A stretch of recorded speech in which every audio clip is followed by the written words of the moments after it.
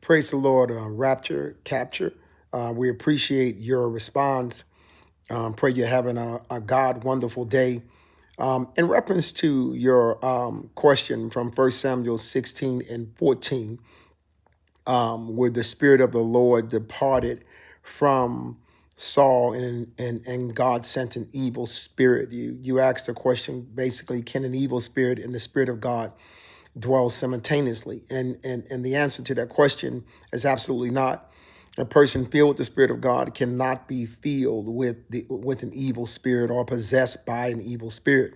I understand that some doctrines believe differently, but I believe that biblically you cannot be possessed by an evil spirit. Now, not to be confused with one can be influenced by an evil spirit, but to be possessed, or more correctly translated in the Greek, demonized, I do not believe biblically that exists. But back to the question, when the Bible speaks of the Spirit of God departing from Saul, he's referring to the divine presence and the empowerment that was with Saul during his reign of God and God reign as king. I'm sorry, and God took his presence from him.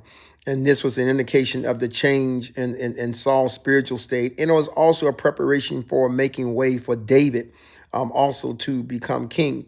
When the Bible speaks of God sent an evil spirit to torment him and so forth and so on, it's not literally saying necessarily God sent an evil spirit.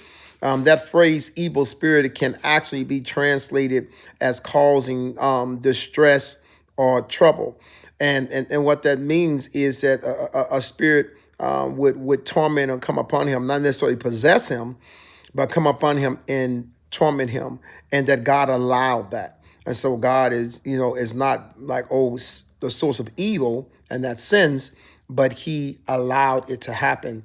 And this was a form of punishment for Saul's repeated, and as you probably well know, Saul's repeated disobedience to God brought this upon him.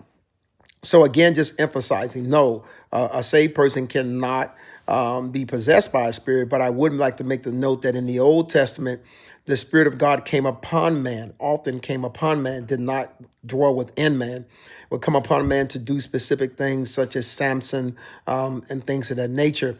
But in the New Testament, the Spirit of God dwells within us. And so God's Spirit could depart from a person in the Old Testament, but I do not believe in the New Testament. Thank you, brother, for your question. I pray that this helps, and have a God day.